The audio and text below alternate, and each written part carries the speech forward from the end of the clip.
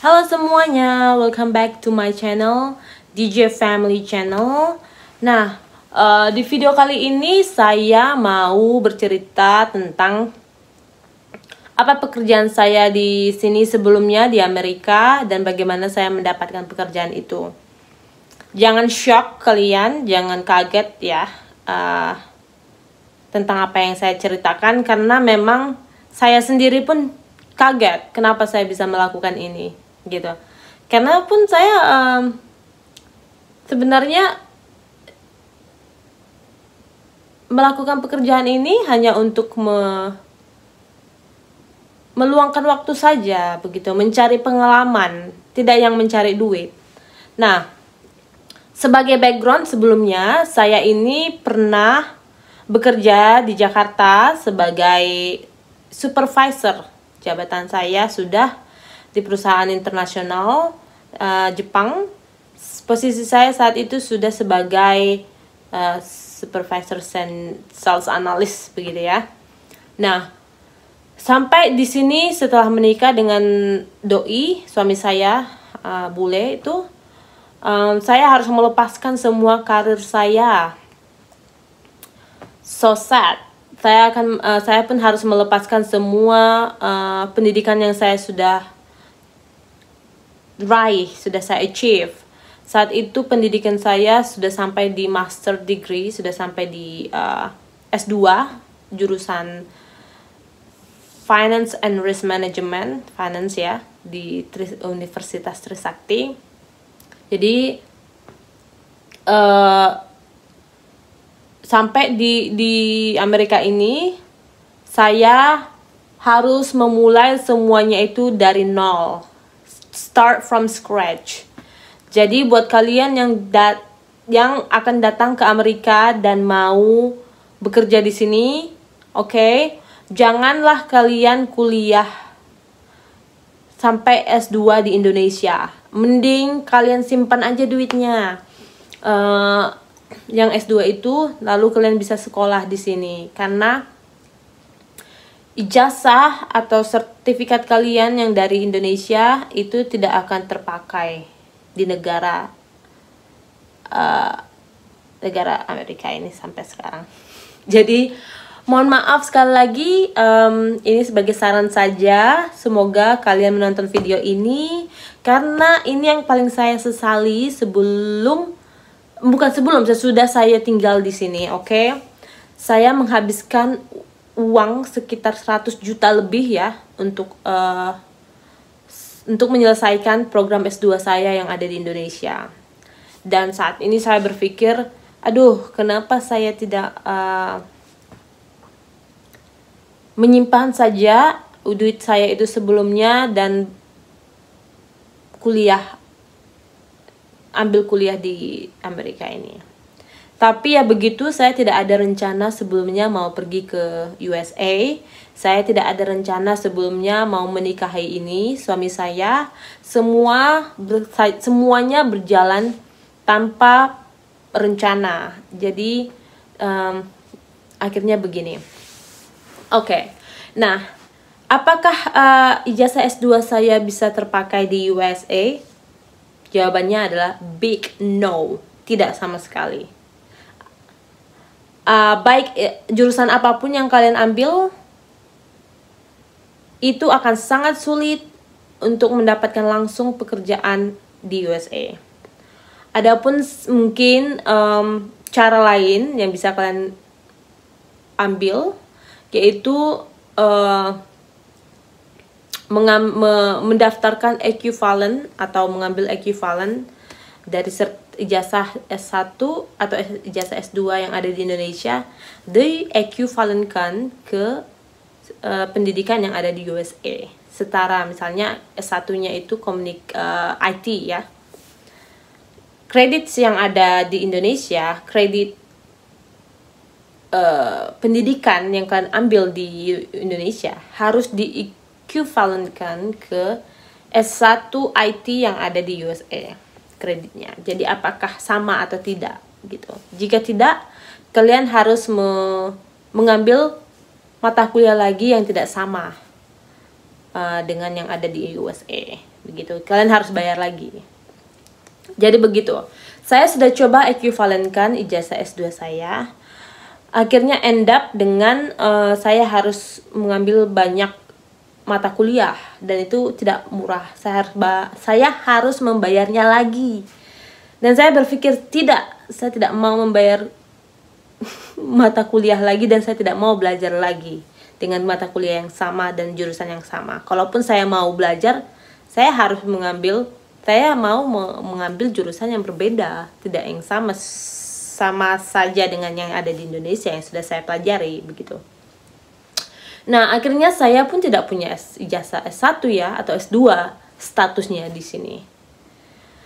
Ya, sedih banget, tapi semuanya itu harus saya jalanin.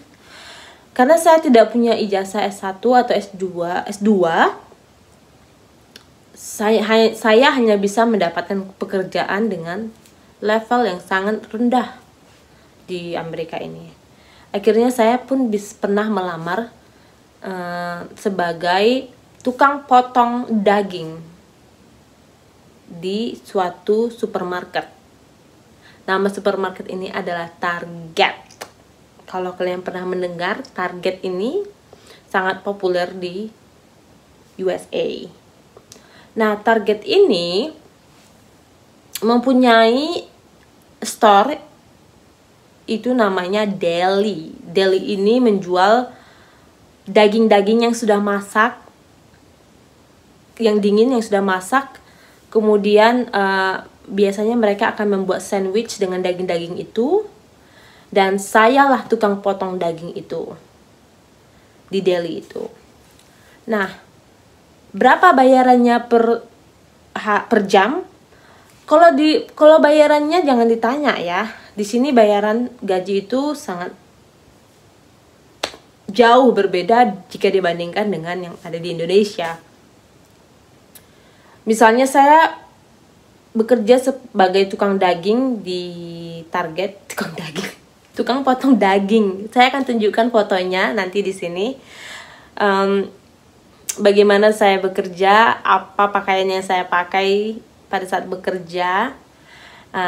Di atas ini, jangan ketawa kalian ya melihat saya.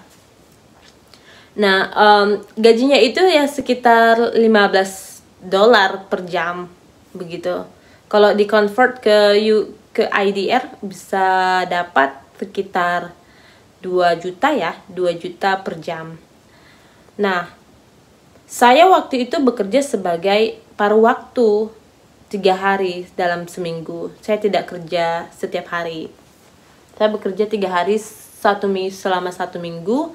Dan total gaji yang saya bisa dapatkan selama 1 bulan itu dengan 3 hari kerja per minggu yaitu senilai, bisalah saya dapatkan senilai 18 juta ya, 18 juta per bulan. Dan itu hanya 3 hari bekerja. Tapi apakah saya senang? Saya senang. Bagaimana dengan pekerjaannya? Saya suka atau tidak? Ya, pekerjaannya tidak stres, tapi itu hanyalah membutuhkan tenaga. Kita memotong daging, ada alatnya ya, memotong daging dengan alat tersebut. Kemudian memberikannya kepada customer, melayani customer mau beli apa. Dan juga membersihkan barang-barang atau alat-alat masak yang sudah kita pakai di Target itu. Dan juga saya juga memasak ayam goreng. Itu tugas saya, memasak ayam goreng, memasak kentang goreng, dan juga memasak chicken yang besar itu loh, whole chicken, menroastednya, memanggangnya. Jadi itulah pekerjaan saya di Amerika. Saya pernah menjalaninya dengan ijazah S2 yang saya pakai begitu dari Indonesia. Ya, terkadang hidup ini sangat sulit, terkadang hidup ini sangat lucu. Saya mengingat kerja keras saya yang saya sudah dapatkan, saya sudah kumpulkan dari Indonesia. itu tidak ada artinya saat saya pergi ke Amerika ini. Saya hanya bekerja di target tersebut selama 6 bulan karena saya memutuskan itu tidaklah sebagai pekerjaan selamanya untuk saya begitu. Tapi apa boleh buat, ya saya yang imigrasi ke USA ini tidak bisa mengandalkan ijazah dari negara saya sendiri, tidak bisa memberikan ijazah saya ini kepada HRD, sangat sulit begitu. Tapi saya senang karena saya bisa mendapatkan pengalaman sebagai tukang potong daging di Target. Saya bisa berkomunikasi dengan customer yang pada umumnya orang-orang Amerika asli, ya. Saya senang berkomunikasi dalam bahasa Inggris dengan mereka, totally all in English. Jadi pengalamannya seperti itu. Saya juga belajar bagaimana polisi dan juga sistem yang ada di USA ini ketika kamu berstatus sebagai karyawan begitu. Sangat-sangat berbeda dengan yang ada di peraturan yang ada di Indonesia begitu. Nah, kalau kalian pengen tahu bagaimana pengalaman saya saat saya bekerja di USA secara detail ya, kayak peraturannya bagaimana di perusahaan tersebut, benefit yang saya dapatkan dengan pekerjaan saya yang hanya 3 hari, komen di bawah ini supaya saya bisa membuat video dengan detail tentang pekerjaan saya saat itu sebagai pemotong daging. Okay guys, see you guys in the next video. I hope you like my video. Mudah-mudahan kalian suka dengan video saya. Dan keep positif, tetap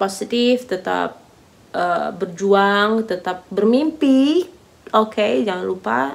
Dan mimpi-mimpi kalian itu cepat atau lambat pasti akan terrealisasi. Oke? Alright, bye-bye.